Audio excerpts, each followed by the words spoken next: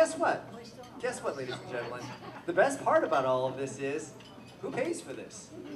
We do! This money isn't free. It's nice, of course, when you run up the budgets, and you can run up the budget from $1.5 billion to $3.5 billion. It's always nice when you hand out multi-billion-dollar payments to everybody on the map all across the country, and you can run a budget deficit of $1.7 trillion. But sooner or later, guess what? The bill comes due, and you got to pay for it. And all of us have got to pay back all this money that your federal government and your city government over here are spending. It's okay, now that I've thoroughly, completely, and utterly depressed all of you, what can we do about it? What can we do about it? It is obvious that sometimes it's important to point out what the problem is, but that you can't leave it at that. One of my frustrations about government here in Hawaii is that you quite frequently hear about all the problems in our government, but you don't hear about solutions. You don't hear about alternatives. You don't hear about, well, what can we do instead? Well, for starters, of course, I would love to have all of you here. Make sure you look on each and every one of your desks. On there is a little envelope for Djou for Congress. And in there is a place where you can donate money to my campaign. That's a start. Shameless plug for my political campaign here. But no, what can we do about it? How can we change it? How can we do better than what is going on over at Honolulu Hale? What can we do better than what's going on in the halls of Congress in Washington, D.C.? Well, to start with, I think from my vantage point here, a better way to attack this problem is instead of looking at spending money hand over fist, give the money back to the people. That's a better way to stimulate our economy. Waiting, as the governor pointed out a few weeks ago, waiting for a government check is never a solution to anything.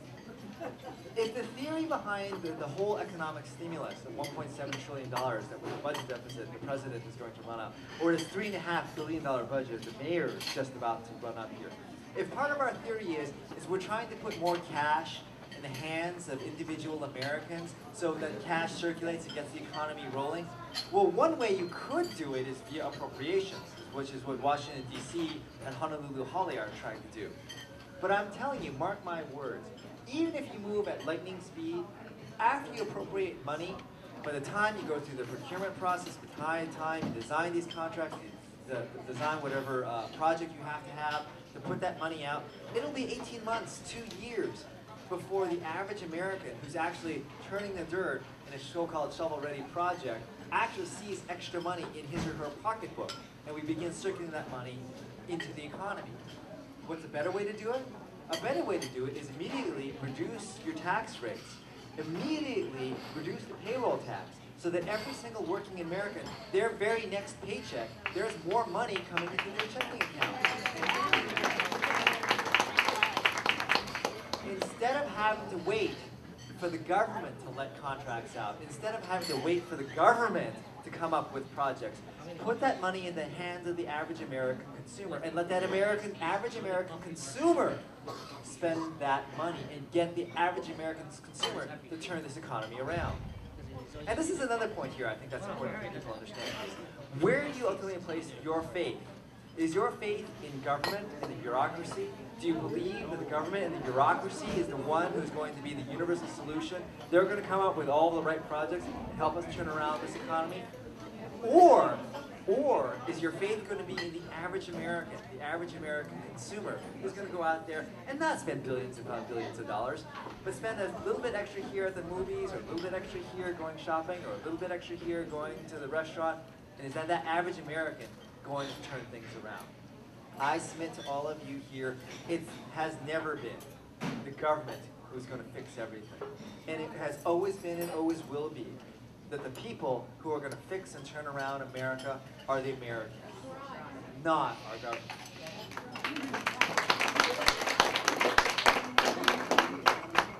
So folks, in a nutshell, that is fundamentally what I believe in, and it is that fundamentally the message that I'm going to be taking to 2010. Now, as Carol pointed out, I've been on the Honolulu City Council now for, this is my 7th year on the council already, and I'm term limited. I cannot seek re-election to the Honolulu City Council in 2010, partially, thank God. But I am going to be running for the United States Congress next year. I'm going to be running for the 1st Congressional District. I'm going to be seeking the seat. I'm going to be seeking the seat that's currently held by Congressman Neil Abercrombie.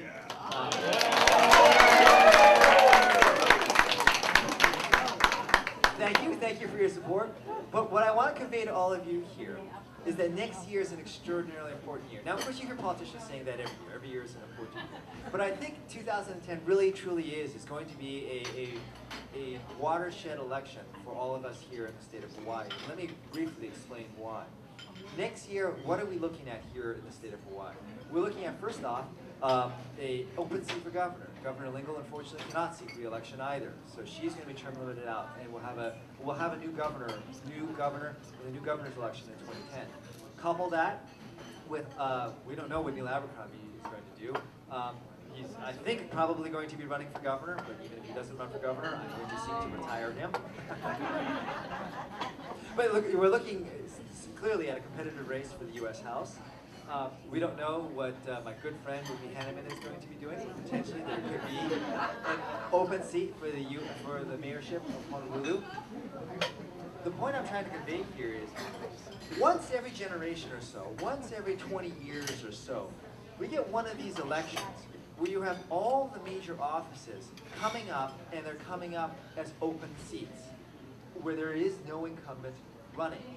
I think arguably the last time we saw in the state of Hawaii an election like this was back in 1990 when then U.S. Senator Spark Matsunaga passed away, and then Congresswoman Patsaki and then Congressman Dan Kaka vacated their House seats to run for the U.S. Senate. Back in that 1990 election, we had a lot of very open seats, a lot of people moving up, very, very competitive election. I think 2010 has the potential to be a similarly big competitive election. So why is this important? It is important because we are going to be able to determine, all of us here in Hawaii, all of the people here in this room, get to determine whether or not we want to continue going down this path. Whether or not this big spike downward is something that we're all satisfied with and we think can go on again in the future, or whether or not we need to turn this around, whether or not we think this isn't quite the right way we want our government going and we want a different direction. And ladies and gentlemen, I'm standing up in front of you here to say, I think we need a different direction. Yeah. This is not the way we should be going.